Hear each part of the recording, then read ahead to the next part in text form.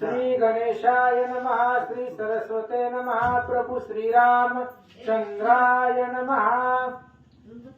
गताध्यायी सात्विक ब्राह्मण मुक्त झाला कथा श्रवणे करुण आश्व करी पुढे गमन वन उपवने उल्लंघित पांडुरंगा करू प्रथम म्हणा दुसरे त्यांचे गर्भाधाने कथेंचा विस्तार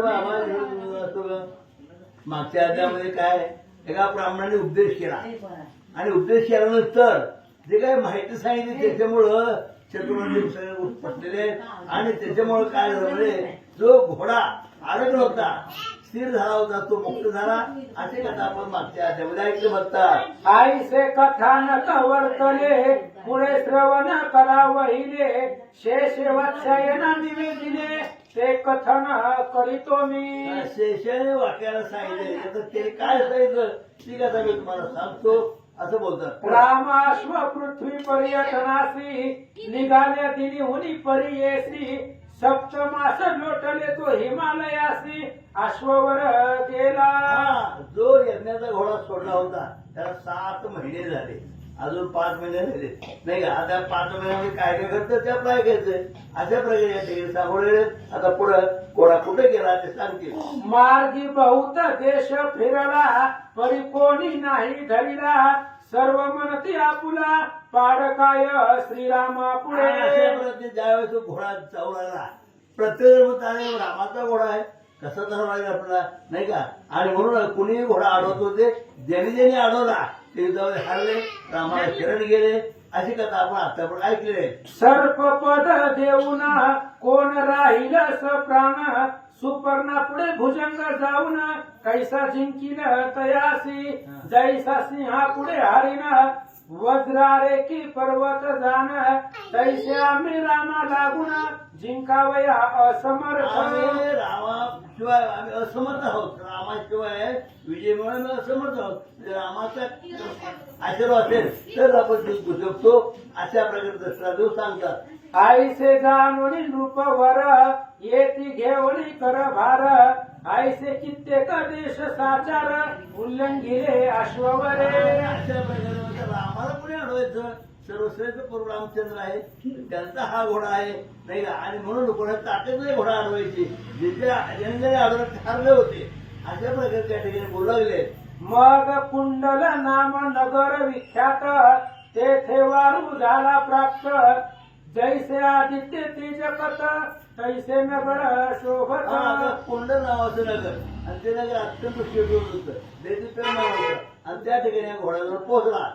पूर्वी आदितीच्या कर्णाहून कुंडल पूर्वी झाले पतन म्हणून नगरासी नामाभिधान कुंडल ऐसे पडियेले। कुंडल असं नाव का पडलं नाही का काय करायचं जरा पुन्हा आदितीच्या कानातली कुंडल पडली द्वितीय आदित्य आणि आदितीच्या काळात कुंडल त्या ठिकाणी पडले मग त्या नगरात त्या ठिकाणी पडलेलं आहे। जेथे आदितीच्या कर्णाहून कुंडल पूर्वी पावले पतन म्हणून नगरासी नामाभिधान कुंडल ऐसे आदितीच्या काळात कुंडल त्या ठिकाणी पडली होती आणि म्हणून त्या गावाला काय नाव पडलं कुंडल। कुंडल नाव पडलं असं ग्रंथ सांगतात। ते त्या धर्म नाही किंचित सकला सती श्रीराम भक्त तुलसी आणि अश्वत्थ भजती जाण आणि अशा प्रकारे ते नगर अत्यंत पावन होतं पवित्र होतं ते कुठलेही दोष नव्हते पाप नव्हतं लोक पुण्यवान होते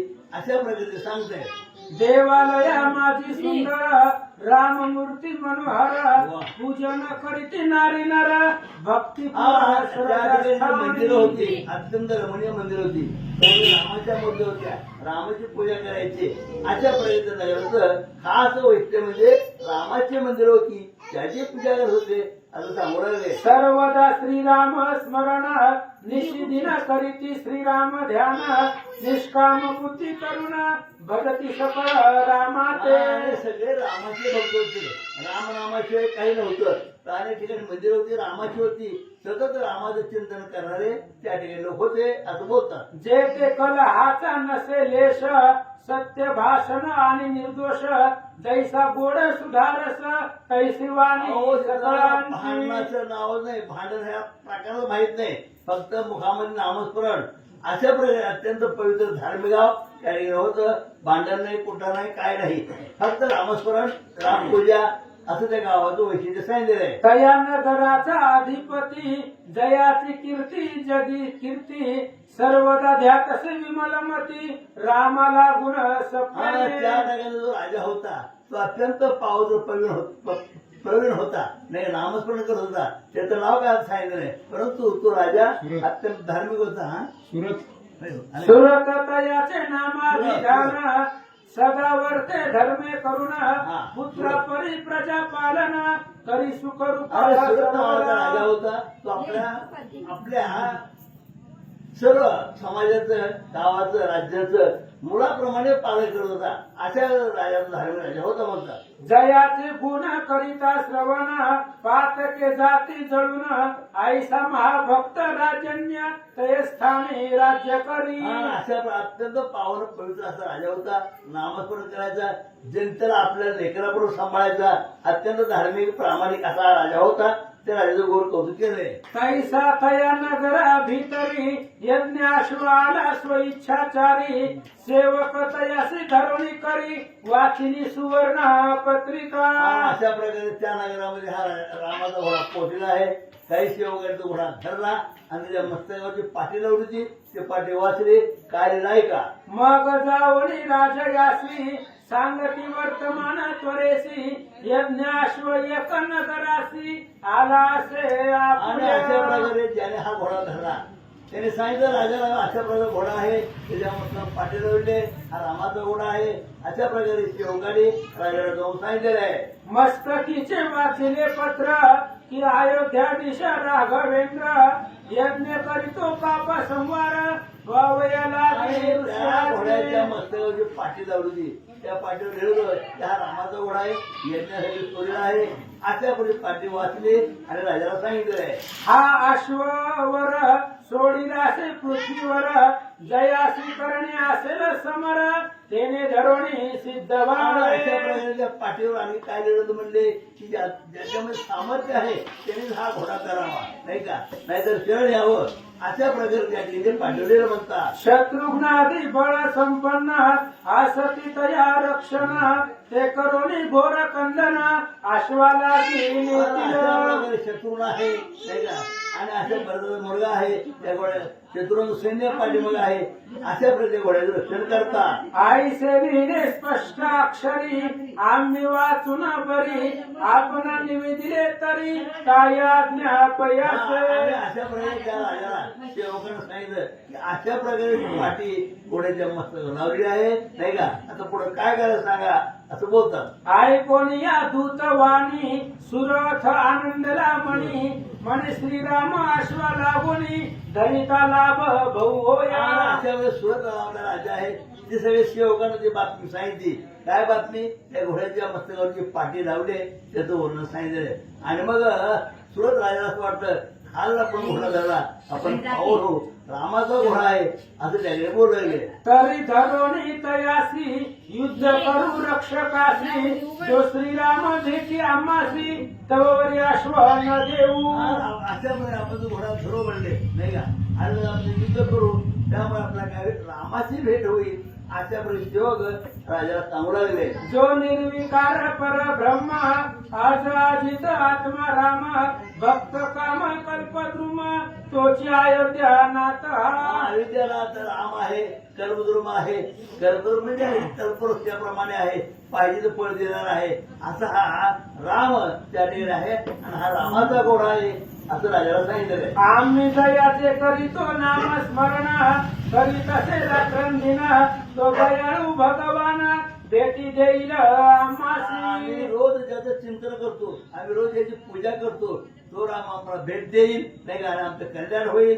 अशा प्रकारे म्हणून आपला हा घोडा धरला आहे असं राजा बोलतात. तरी आश्वानुनी त्वरित ठेवा अश्वशाले प्रत ऐसे ऐकुनी सकळ दूत आनंदेसी झाले. राजाला सांगितलं म्हणे हा घोडा म्हणे काय रामाचा घोडा आहे म्हणे, त्यानिमित्त आपण रामाची भेट होईल. मग हा घोडा आणा आणि आपल्या घोड्याच्या बांधा असं सेवकाला राजाला सांगितलं आहे. मग आणुनी आश्वाते करीती दृढ बंधन ते ठेविला स्वशाळेते शुश्रूषा उत्तम आणि करून अशा प्रकारचा घोडा धरलेला आहे, आपल्या घोड्याच्या पागावर आणलेला आहे, बांधलेला आहे आणि ते सेवा पण करू लागलेली आहे.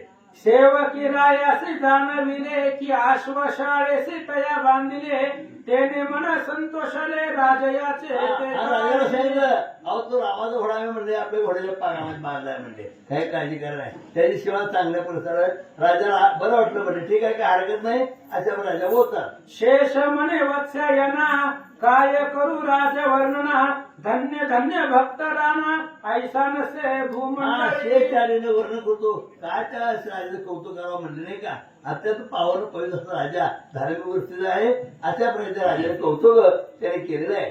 जयाचे राज्य माझारी परधन आणि परनारी मानिती व मनाची अपरी ऐसे सकळ प्रजानन सगळे प्रजाजन असे जसे होते की प्रत्येकाच्या मनामध्ये भाव, पैसा अर्गा तुच्छ मानायचा नाही का, परिस्थिती माझ्याप्रमाणे मानायचे, अशा प्रकारे त्या नगरामध्ये सर्व लोक पावन होते असं बोलला गेले. संपला काय? संपलं नाही. श्री गणेश आहे महा श्री सीतारामचंद्राभ्याय महा सेवकी रायासी जाणविले की अश्वशाळेसी तया बांधिले ते मन संतोष रे राजयाचे ते काळी. कथेचं अनुसंधान सुरत राजानं सांगितलं रामाचा घोडा आहे पकडा.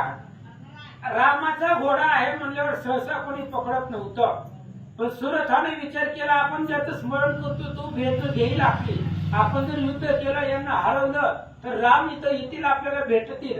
राम भेटीचा लोभ या नावाने घोडा पकडा म्हटल्याबरोबर सेवकाने पकडला, अश्वशाळेमध्ये नेऊन बांधला. शेष म्हणे वास्तायना काय करू राजवर्णना धन्य धन्य भक्त राणा ऐसा नसे भूमंडळी. शेष महाराज वत्सयन ब्राह्मणाला पातळाच्या ठिकाणी सांगतायत महाराज तो राजा सुरत राजा राम भक्तीनं प्रवीण होता, काय त्याचं वर्णन करावं. महाराज सांगतात जयाच्या राजा महारी परधर आणि परनारी वा. मानती वमानियाच्या परी आयसे सकळ प्रजा. अहो महाराज ज्याच्या राज्यामध्ये परस्त्री आणि परधन वमन म्हणजे आपण केलेली उलटी आपल्याला बघू वाटत नाही त्या पद्धतीने वमनासारखं परस्त्री आणि परधनाकडे त्या नगरामध्ये पाहिलं जातं. सात्विक राजा त्या गावचा होता. सर्ववर्तती सुचिरभूत नसे कोणी धर्मीरत श्रीरंपट कामिरमत ऐसा न मिळे एकही. आणि एकही त्या गावामध्ये अधर्मी नव्हता, स्त्री लंपट दुराचारी वाईट धनलोभी एकही नव्हता, सगळे सात्विक होते. आणि त्या राजानं सगळ्याला रामाचं भजन करायची सवय लावलेली होती, म्हणून रोज रामकथा प्रत्येक घरोघरी होत होती. राम कीर्तना वाचून न घालविती एक जण वा. जैसा राजा तैसे जण सन्मार्ग करून वर्तत. रामायणाशिवाय एक क्षण घालवत नव्हते, एक क्षण सुद्धा रामकथेशिवाय त्यांचा जात नव्हता. रात्रंदिवस जिथं जाईल तिथं रामकथा रामगुण वर्णन हरि कीर्तन हरि भजन चालू होता. सूर उपदेशी सकळा की जन्मले ती भूमंडळा तरी भजोन राम सावळा सार्थक करा जन्माचे. सुरत राजा आहे आणि तो राजा आपल्या प्रजेजनाला उपदेश करत होता की रामाचं भजन करा. मानवाचा जन्म एकदाच भेटतोय आणि एकदा भेटलेला जन्म वाया घालवू नका. जन्माचं सार्थक करा, रामाचं भजन करा. राजा प्रत्येक वेळी सांगत होता. जरी माझे राजा भीतरी राहणे असेल निधारी तरी माता मानून परनारी स्वस्त्री रक्षुने असावे. आणि राजानं सांगितलं जर माझ्या गावामध्ये राहायचं असलं तर रामाचं भजन करावं लागल, रामकथा गावी लागल, दुसऱ्यांना ऐकून दाखवावी लागल, परस्त्री माते समान मानावी लागल आणि स्वतःच्या स्त्रीचं रक्षण स्वरक्षण करावं लागेल. एवढ्या सगळ्या अटी मान्य असतील तर माझ्या गावात राहावा. धन मानावे विषापरी सर्वदा सत्य भाषण करी ऐसे आचरित सत्वरी बहुदी तराद. आणि माझ्या नगरीमध्ये माझ्या गावामध्ये जर राहायचं असेल तर परत जण विषाप्रमाणे मानावं. दुसऱ्याच्या पैशावरती डोळा ठेवायचा नाही, हरण करायचं नाही. परस्त्रीला माते समान मानायचं, रोज भगवंताचं स्मरण करायचं, रामकथा गायची, तरच गावात राहावा असं राजा सांगू लागला. आयसे उपदेशुनी सकळासी प्रजा केली आपण आयसी, धन्य राजा राम भक्तीसी सर्व काळ सादर. आणि अशा पद्धतीने राजा राम भक्तीला सर्व काळ सगळीच रामाचं भजन स्वतःही करत होता आणि गावामधल्या प्रत्येकाकडून रामाचं गुण वर्णन करून घेत होता. याविषयी कथा एक तुझ कथी तो आश्चर्यकारक, एके दिनी वैवस्वत देख आला रायचे सभास्थानी. आणि तो राजा किती रामभक्तीनं भरलेला आहे, अंतकरणामध्ये रामभक्ती किती आहे त्याबद्दलची तुला एक कथा सांगतो. कोण सांगते? शेष महाराज पाताळाच्या ठिकाणी वत्सायन ब्राह्मणाला सांगताय की तो राजा रामभक्तीने किती प्रवीण आहे, तत्पर आहे. एकदा यम महाराज यमाला वाटलं त्या असणाऱ्या सुरत राजाच्या नगरामध्ये जावं, म्हणून तो असणारा यम सुरत राजाच्या नगरामध्ये एक दिवस आला. दिसे वृद्ध ब्राह्मण वल्कले केली परिधान, अंगी असे भस्मले पण हाती दंड कमंडलू. आणि त्या यमानं ब्राह्मणाचा वेश धारण केला, हातामध्ये कमंडलू, काठी, जीर्ण असणारं झालेलं शरीर, अशा प्रकारचा वेश धारण करून तो नगरामध्ये आला. मस्तकावरी जटाभार काके कृष्ण जीन सुंदर, तेजे शोभे जायचा दिनकर आयशा रूपे पातला. आणि तो असणारा यम काखेमध्ये त्या ठिकाणी जानवर लावलेलं होतं, कमंडलू होतं, डोक्याच्या जटा वाढवलेल्या होत्या, तेज जर पाहिलं गेलं तर सूर्यासारखं होतं. असा ब्राह्मण यम ब्राह्मणाच्या रूपात त्या गावात आला. करीत असे नामस्मरण मस्तकी तुलसी पत्र रचन, आयसे पाहता यमाचे मन अत्यानंद पावले. आणि यम त्या नगरीमध्ये आल्याबरोबर त्यानं पाहिलं राजा रामाचं स्मरण करतोय आणि तू डोक्यावरती असणारं तुळशी पान आहे, तुळशीचं पान आहे, तुळशी वृंदावन आहे, तर रामाचं भजन करत असलेलं यमानं पाहिलं. यमाला आनंद वाटला. सूरते ब्राह्मणा अवलोकिले सत्कार्य आसनी बैसविले, अर्ध पादे पूजिले संतुष्ट केले तयाते. आणि त्या सुरत राजानं ब्राह्मणाला बघितलं, जवळ घेतलं, आसनावर बसवलं. मग हस्त जोडून तया समोर उभा राहिला राजेश्वर, म्हणे ऋषीवर यमजवर उपकार बहु केले पै. हात जोडले, नमस्कार केला आणि सांगितलं महाराज आमच्यावरती कृपा केली, तुम्ही आलात. आज माझे भाग्य फळले म्हणून ते केली पाहुले, सभास्थान शुद्ध झाले आपले चरण लागले. राजाने सांगितलं धन्य मी आपले मानेले संचित, तुमची पावलं आमच्या घराला लागली, पुण्यवान झालो. आता मजसी कृपा करून करवी राम कथा श्रवण, जेणे सकल पाप क्षय लागून क्षण लागता जातसे. राजाने सांगितलं महाराज आला ना, करा म्हणले रामायण, बालकांडापासून उत्तरकांडापर्यंत सगळं रामायण मला सांगा आणि रामकीर्ती तुमच्या मुखातून रामायण ऐकू द्या असं यमाला राजा बोलू लागला. आयसे रायाचे ऐकून वचन रुची झाला गोपायमान, नंती अरर चावून हात आपटी भूमीवरी. आणि लगेच राजाने विचारलं, म्हणले राजाने सांगितलं रामाचं गुण गा, रामाची कथा गा. त्यावेळेस त्या ऋषीला राग आला, हात जमिनीवर आपटले. काय म्हणतो? नेत्र केले असं त्या रक्त कडकडा बोटे मोडीत, परी हास्य करी किंचित रायाकडे पाहुनी. मोठा कडा कडा कडा मोडू लागला, राग आलेला आहे, थर थर थर कापू लागलेला आहे, पण मनातल्या मनात राजाकडे बघून हसू लागला. म्हणून राया तया पुसत हास्य केले की निमित्त, काय आश्चर्य मनात वाट द्यायचे आपली. सुरत राजाने विचारलं महाराज राग तर तुम्हाला लय आलेला आहे, हसलाव तुम्ही कशामुळं, का हसलाव सांगा. ऐकून या राजवानी ऋषी बोले क्रोध करूनी, आश्चर्य पुसज मज लागूनी तरी ऐके सांगतो. आणि मग राजाने विचारल्याबरोबर त्या यमानं सांगायला सुरुवात केली, का हसलो त्याचं कारण सांगतो. मन समोर रामकीर्ती कोणी वर्णन न करीती, ती कैसी वरेल माझ्या मती काय पुससी मजला तू आणि त्या यमाने सांगितलं राजाला माझ्या पुढे रामाचं कीर्तन कोणी करत नाही, मी पण करत नाही. मग मला ते पटत नाही, आवडत नाही. माझ्या पुढे मला रामायण सांगायला लावतो असं तो बोलू लागला. अरे राम तो कमल सांग त्याच्या कीर्तीचा काय उपयोग कर्म करीत यथा सांग सर्व प्राप्ती होत असे यमानं बोलायला सुरुवात केली. राम राम राम राम म्हणजे काय आहे? काय आहे त्या रामाचा उपयोग? प्राण्याला सुख दुःख त्याच्या कर्मानुसार होत आहे, कर्म करतोय, भोगत आहे. त्या रामाचा काय उपयोग आहे? कोण आहे राम मला सांग. कर्म अधीन स्वर्ग जाण नरकही तयाच्या अधीन रवी उगवता कोठून तम राहेल सांग सूर्य उगवल्याबरोबर जसा अंधार संपतो तसं माणूस स्वतःच्या कर्मानुसार स्वर्गात जातो, स्वतःच्या कर्मानं नरकात जातो.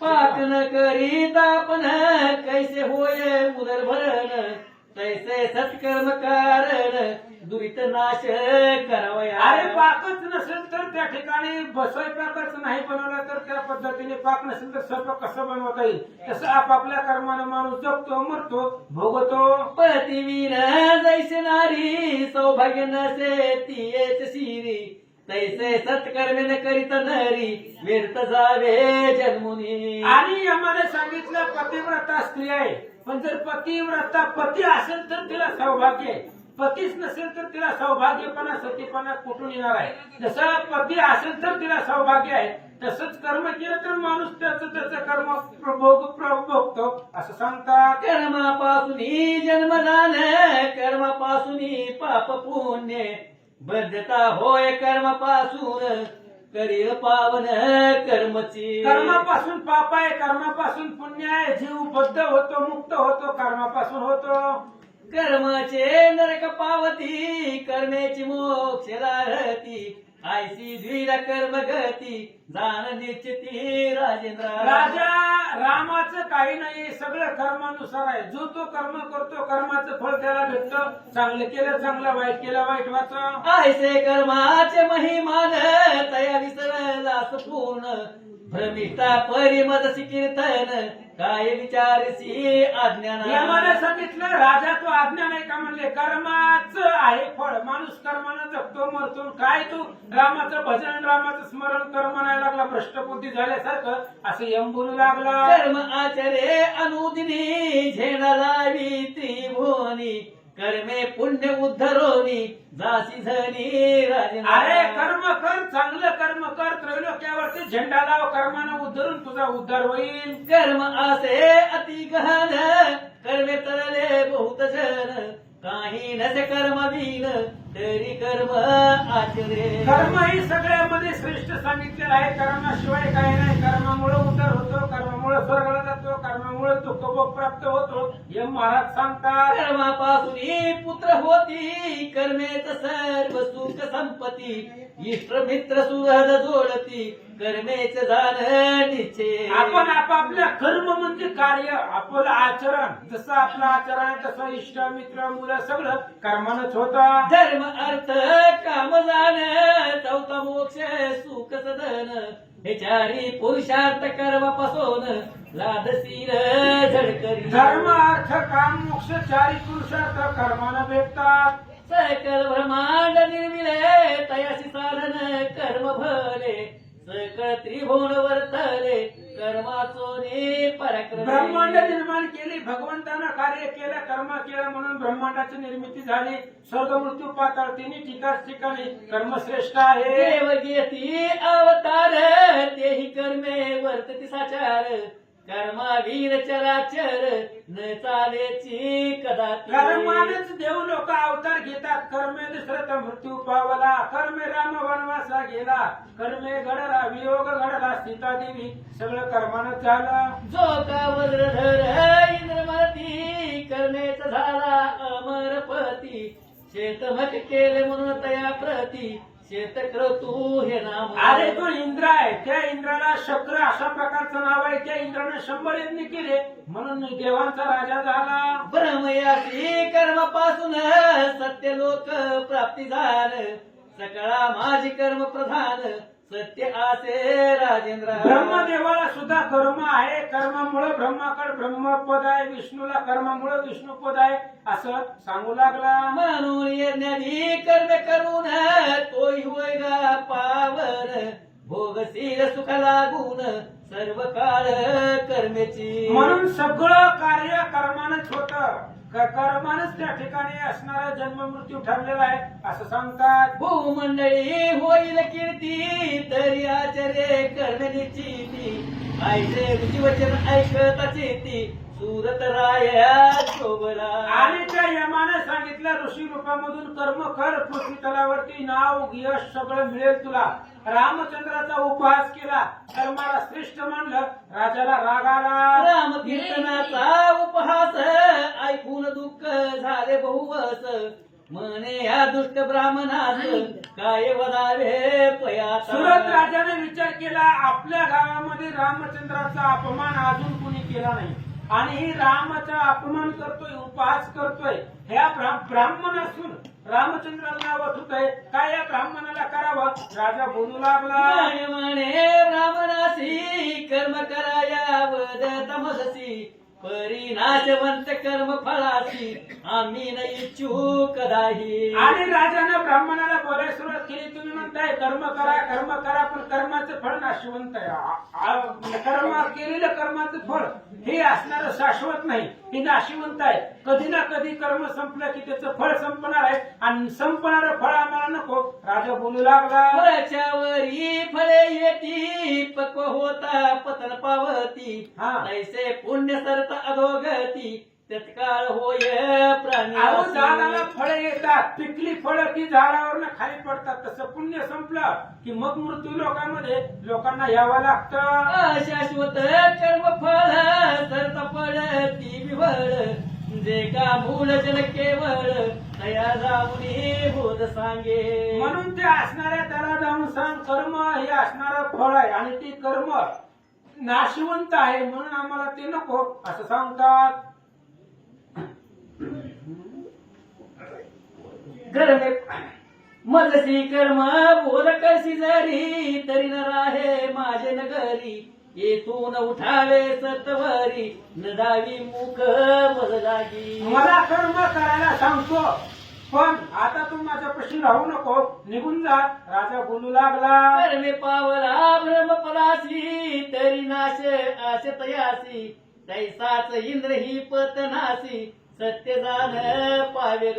अरे ब्रह्मदेव कर्मानं ब्रह्मसत्य लोकाचा राजा झाला, इंद्राला इंद्रपद मिळाले, ते सुद्धा संपणार आहे. तैसा राम भक्त नव्हे जाण कलान पावे तो पतन ध्रुव प्रल्हाद नामे करून तसे रामभक्त नाही तर रामभक्ताचा उद्धार आहे. ध्रुव अजून आकाशामध्ये जिवंत आहे, प्रल्हाद अजून प्रल्हादाचं नाव घेतात. राम नामामुळे ते समर्थ आहेत. राजा सांगू लागला. तयासी कल्पांती ही पतन नसे ऐसा महिमान नाम स्मरणाचे असून तू निंदिसी तयासी. अरे अशा प्रकारचे ध्रुव प्रल्हाद अजून अमर आहे, त्यांना अधोपतन नाही, त्यांना जन्म नाही. रामनामाने त्यांचा उद्धार झालेला आहे आणि तू ब्राह्मण असून रामाला नाव ठेवायला असं राजा बोलू लागला. ब्राह्मणासी म्हणून तुळसी दिले जीवदान आता सत्वरी घेऊन निधान जाई जाई पापिष्ट. ब्राह्मण आहे म्हणून तुला मी हात आवरलाय, तुला मारित नाही, निघून जा.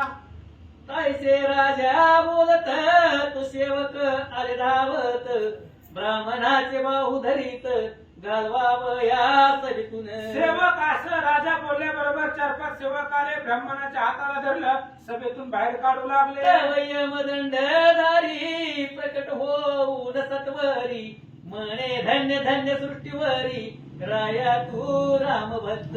आणि त्यावेळेस त्यांनी सांगितलं तो असणारा धन्य धन्य राजा आहे, रामभक्त आहे. ते असणारे सेवक धरायला आले, हे म्हणून आपलं रूप प्रकट केलं. तुझा निर्धार पाहावया मी आलो गाया ठाया तू सत्यवदलासी सकया रामावीन सर्व नाश नाशवंत तू त्या ठिकाणी असणारा श्रेष्ठ आहे, जग आहे. रामचंद्राला तू असणारी मान्यता देतो आणि रामाशिवाय सगळं व्यर्थ आहे. तुझी परीक्षेसाठी मी असं बोललो होतो हे महाराज सांगतात. तुलसी जडली राम भक्ती तरी पावसी अक्षय मुक्ती रामाविन नरके प्राप्ती कधी काळा चुकेना.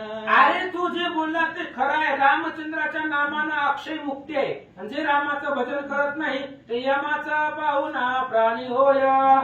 सर्व प्राणी मात्र झालं स्वर्ग सुखा ते इच्छून नाना परी कर्म करून व्यर्थ काळ घालवी. सगळे जीव लोक पृथ्वी तळावरती जन्मतात, रामाचं भजन करत नाही, व्यर्थ जन्म घालवतात. कोणी यज्ञाची कर्म करीती कोणी तीव्र तपसाधीती परी भावया स्वर्ग प्राप्ती आचारिती ही कर्मे. हा.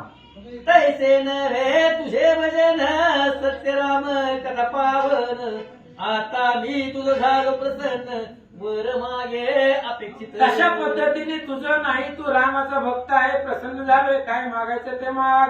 ऐसे ऐकून वचन आनंदले रायाचे मन म्हणे मद रामवीन काही न लगे धर्मराया. यमाने सांगितलं काय मागायचं ती माग. सुरत राजाचं मन प्रसन्न झालं, सांगितलं रामा व्यतिरिक्त मला काहीच नको. प्रसन्न झालो जरी मनसी तरी हेची मागणे तुझ पासी वा.